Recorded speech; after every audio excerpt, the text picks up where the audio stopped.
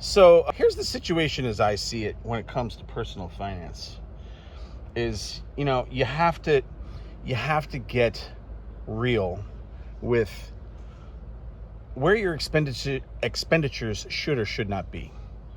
And once you go through about 4 to 8 weeks of pain, realigning yourself with where you should be and where your spending should be, how much money you should have for your legitimate living expenses, how much fun money or discretionary you should have, and what you realistically need to be doing for savings, and just coming to terms with that.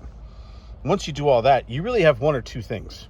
Keep hammering on your expenses, which is fun for nobody, or look at how you can increase money.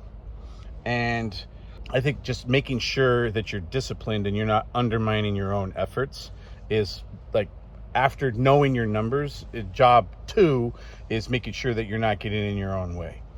And, once you do those things, then you're really in a vastly different place. And I think you're going to be surprised how quickly you can right the ship when you know your numbers and you know what you can responsibly be doing and how you can maximize your quality of life within those numbers. It's not rocket science, but it does take some discipline and it does take some understanding of your budget and where your budget should be.